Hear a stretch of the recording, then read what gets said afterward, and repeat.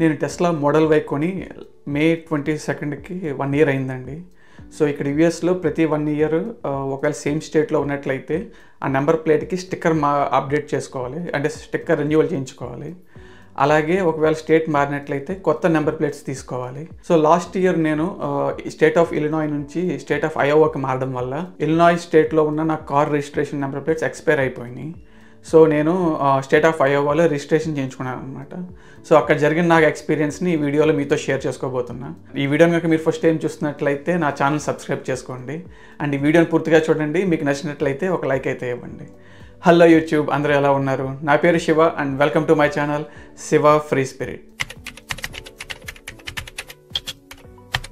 So మనం ఇండియాలో car కొన్నట్లయితే మనం ఫస్ట్ టైం కార్ కొన్నప్పుడు మనకు ఒక నెంబర్ వస్తుందండి. అదే మనకి తర్వాత వేరే ఓనర్కి ట్రాన్స్ఫర్ అయినా వాళ్ళ నెంబర్ అప్డేట్ అవ్వదు. సో సేమ్ నెంబర్ ఉంటుంది అన్లెస్ వాళ్ళు ఫ్యాన్సీ నెంబర్ తీసుకోవాలని అనుకుంటే తప్ప. సో దానికి మళ్ళీ ప్రొసీజర్ అది దాన్ని కమర్షియల్ వెహికల్ కింద రిజిస్ట్రేషన్ చేయించి మళ్ళీ అగైన్ పర్సనల్ వెహికల్ కింద రిజిస్ట్రేషన్ చేయించి ఏదో ప్రాసెస్ ఉంటుంది ఒకవేళ ఇనీషియల్గా కనుక మనం ఫ్యాన్సీ నెంబర్ని తీసుకున్నట్టయితే. కానీ ఇక్కడ అమెరికాలో మనం రిజిస్ట్రేషన్ ఎప్పుడు చేయించుకున్నా, అంటే ఓనర్ ఎప్పుడు మారినా మనకి నెంబర్ ప్లేట్స్ మారిపోతాయి అన్నమాట. అలాగే మన స్టేట్ ఒకవేళ మారినట్లయితే అప్పుడు కూడా మనం కొత్త స్టేట్లో మనం రిజిస్ట్రేషన్ చేయించుకున్నప్పుడు మనకి కొత్త నెంబర్ ప్లేట్స్ వస్తాయన్నమాట. అలా కానట్లయితే ఎవ్రీ ఇయర్ మన స్టిక్కర్ అయితే మాత్రం రెన్యువల్ చేయించుకోవాలి. దాంతోపాటు ఎవ్రీ మంత్ మనకి కార్ ఇన్సూరెన్స్ ఉంటుంది. ఇండియాలో అయితే మనం ఈ సంవత్సరానికి ఒకసారి మనం కార్ ఇన్సూరెన్స్ తీసుకుంటాం. బట్ వెరాజ్ ఇక్కడ యూఎస్లో మనం ఎవ్రీ మంత్ మన కార్ ఇన్సూరెన్స్ ప్రీమియం పే చేస్తూ ఉండాలన్నమాట. ఇక్కడ డిపార్ట్మెంట్ ఆఫ్ మోటార్ వెహికల్స్ నుంచి మనకి రెన్యువల్ నోటీస్ మనకి పోస్టల్లో వస్తుందండి. సో నాకు ఇలినాయ్ వాళ్ళు రెన్యువల్కి $271 మనకి అవుతుందని చెప్పి మనకు పంపించడం జరిగింది. సో నేనైతే అయోవా స్టేట్కి వెళ్ళినప్పుడు నాకు వాళ్ళు ఆల్మోస్ట్ $787, ఇక్కడ మీకు ఫోటోలో చూపిస్తాను, నాకు నెంబర్ కదా కరెక్ట్గా ఐడియా లేదు. సో ఆల్మోస్ట్ 700 to 800 మధ్యలో అయిందనమాట. సో నేను వెళ్ళినప్పుడు అక్కడ మనం క్యాష్తో పే చేస్తే సర్టెన్ డిస్కౌంట్ వస్తుందన్నమాట.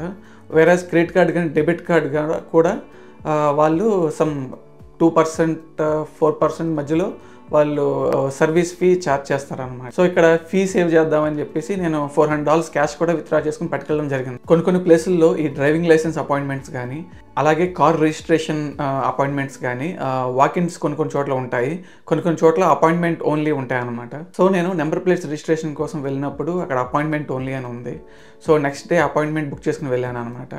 సో సెకండ్ డే వెళ్ళినప్పుడు మొత్తం నా డాక్యుమెంట్స్ చెక్ చేసి ప్రీవియస్గా ఏ స్టేట్లో మన కార్ రిజిస్ట్రేషన్ ఉందో ఆ రిజిస్ట్రేషన్ కాపీ లేదా కార్ యొక్క టైటిల్ కాపీ కానీ అడిగారు. సో నా కార్ టైటిల్ వచ్చి లోన్ బ్యాంక్ దగ్గర ఉంది, నా కార్ లోన్ ఉండడం వల్ల. లాస్ట్ ఇయర్ రిజిస్ట్రేషన్ కాపీ ఏమో ఎక్కడో పోయింది. సో అది తెలియక అక్కడ డాక్యుమెంట్స్ వెరిఫై చేశాక ఈ రెండిట్లో ఏదో ఒకటి ఉంటే తప్ప రిజిస్ట్రేషన్ చేయనన్నారు అనమాట. సో నా బ్యాంక్ కాల్ చేసి కాపీ అడగడం జరిగింది. మెయిల్లో మనకి ఆ కాపీ రావడానికి 1 week to 10 days పడుతుంది అన్నారు.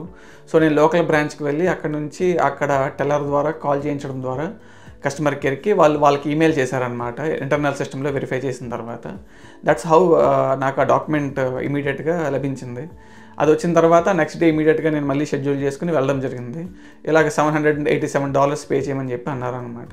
సో అడిగాను, ఇలినాయ్లో నాకు 271 ఉంది కదా, ఇక్కడ ఏంటి ఎంత ఉంది అని అడిగితే వాళ్ళు ఏం చెప్పారంటే రీసెంట్గా ఏదో సెనేట్ ఏదో బిల్ పాస్ చేశారంట స్టేట్ ఆఫ్ అయోవాలో. సో దాన్ని బట్టి ఈవీ వెహికల్స్కి ఉన్న రిబేట్ కానీ డిస్కౌంట్ కానీ లేదు. And on top of that EV vehicles కొన్ని రోడ్ ట్యాక్సెస్ కొన్ని పే చేయవంట. సో అవన్నీ కన్సిడర్ చేసి ఇప్పుడు రిజిస్ట్రేషన్ ఫీజు ఈవీ వెహికల్స్కి పెంచడం జరిగిందని చెప్పడం జరిగింది. సో మనం రిజిస్ట్రేషన్ చేయకుండా కార్ నడిపితే అది ఇల్లీగల్. సో నేను అడిగా, ఒకవేళ నేను స్టేట్ ఆఫ్ ఇలినాయ్కి వెళ్ళి అక్కడ నేను రిజిస్ట్రేషన్ చేయించుకోవచ్చా అండి, 271 అవుతుంది కదా నాకు అక్కడ అని అడిగితే నాకు తెలియదు, మీరు వెళ్ళి చెక్ చేయండి అన్నారు. సో అప్పుడు నాకు అనిపించింది ఏంటంటే ఒకవేళ స్టేట్ ఆఫ్ ఇలినాయ్లో చేసుకోవాలంటే నాకు అక్కడ డ్రైవింగ్ లైసెన్స్ ఉండాలి కదా. But since I bought house here in state of Iowa and నా డ్రైవింగ్ లైసెన్స్ ఇక్కడ ఉండడం వల్ల సో ఐ థింక్ నేను చేసుకోలేని అనిపించింది. సో ఎందుకు అన్నెసరీగా అటు ఇటు మళ్ళీ అక్కడికి వెళ్ళి చెక్ చేయడం, మళ్ళీ అపాయింట్మెంట్ బుక్ చేసుకోవడం, డిలే అంతా ఎందుకు అని చెప్పి సో నా దగ్గర ఉన్న క్యాష్ 400 రిమైనింగ్ నా కార్డ్ ద్వారా పే చేయడం జరిగింది. సో స్టేట్ ఆఫ్ అయోవాలో నా ఈవీ రిజిస్ట్రేషన్ ఎక్స్పీరియన్స్ కాకుండా ఇంకా టెస్లా గురించి ఓవరాల్గా లాస్ట్ 1 year నా ఎక్స్పీరియన్స్ మాట్లాడుకోవాలంటే ఈ టైర్స్ రిమ్స్ మనకి కర్బ్స్కి ఎక్కువ టచ్ అవుతూ ఉంటాయండి.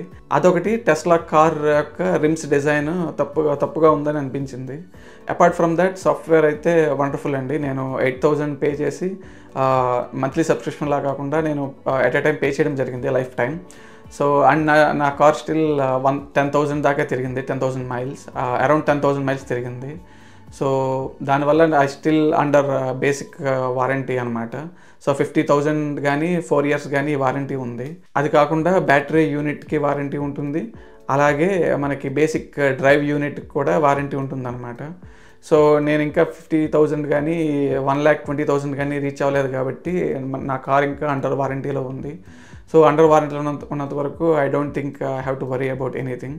సో బట్ కార్ రిజిస్ట్రేషన్ మాత్రం ఈవీ వెహికల్స్కి పెరగడం, so on top of that మనం ఫ్యూయల్ ఒకవేళ సేవ్ చేస్తున్నామని అనుకుంటున్నా, ఎలక్ట్రిక్ బిల్ కానీ ఇలాంటి ట్యాక్సెస్ పెరగడం వల్ల కానీ ఐ థింక్ రెండు, ఎందుకంటే మన ఇక్కడ గ్యాస్ సేవ్ చేస్తున్నా ఇలాంటి అడిషనల్ ఈవీ వెహికల్స్ రిజిస్ట్రేషన్ టైంలో మరియు వేరే ఫీజ్ పే చేయడం వల్ల, అండ్ అలాగో ఫెడరల్ రిబేట్ కూడా తీసేశారని చెప్పి రీసెంట్గా న్యూస్ వచ్చింది. సో ఈవీ వెహికల్స్కి ఇంకా ఫెడరల్ గవర్నమెంట్ మనకి రిజిస్ట్రేషన్ టైంలో ఇచ్చే రిబేట్ కూడా ఉండకపోవచ్చు. సో నా టైంలో అయితే అరౌండ్ $6,000 మనకి రిబేట్ ఇవ్వడం జరిగింది ఓవరాల్ ప్రైస్ మీద. ఇది ఎలాగంటే ఈవీ వెహికల్స్కి ఎలక్ట్రిక్ వెహికల్స్కి they are providing equal level of playing field అనమాట. అండ్ ఫీచర్స్ విషయానికి వస్తే ఇనిషియల్గా సమ్మన్ పనిచేసేది కాదు, అలాగే అప్గ్రేడ్స్ వచ్చినప్పుడు ఒక్కొక్కసారి సరిగ్గా ఎర్రర్స్ వచ్చేవన్నమాట. దానివల్ల కొత్త సాఫ్ట్వేర్ అప్గ్రేడ్ వచ్చినప్పుడు ఇన్స్టాల్ చేసుకోవాలంటే ఆలోచించవలసి వస్తుంది. సో అందుకే నాకు 4-5 అప్డేట్స్ వస్తే తప్ప నేను ఇన్స్టాల్ చేయడం లేదు.